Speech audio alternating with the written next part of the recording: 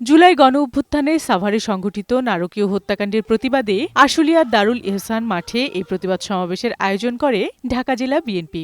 এতে লন্ডন থেকে ভার্চুয়ালি যুক্ত হন দলের ভারপ্রাপ্ত চেয়ারম্যান তারেক রহমান।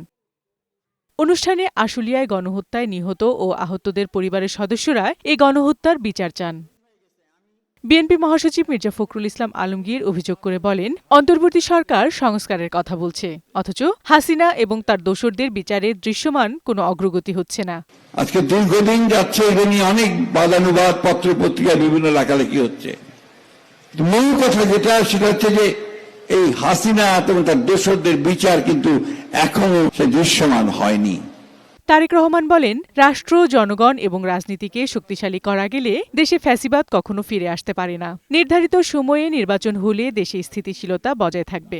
জনগণকে দুর্বল রেখে রাষ্ট্র, রাজনীতি, সরকার কিংবা সংস্কার কোনো কিছুকেই শক্তিশালী এবং টেকসই করা সম্ভব নয়, করা যাবে না।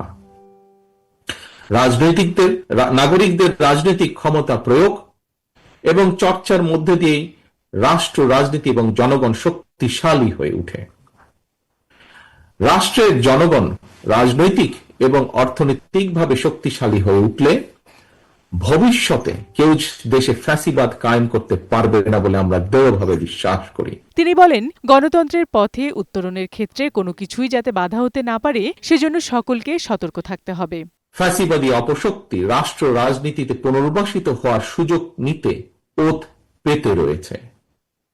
সরকারের যে কোনো ভুল সিদ্ধান্তে দেশে গণতন্ত্রের উত্তরণের যাত্রা পথকে সংকটে ফেলে দিতে পারে। দেশে ফ্যাসিবাদ, উগ্রবাদ, চরমপন্থা মাথাচাড়া দিয়ে উঠতে পারে।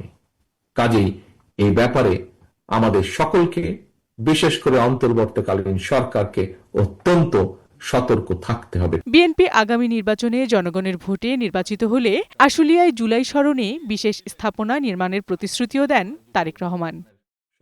বিউটি সমাদ্দার, বৈশাখী সংবাদ, ঢাকা।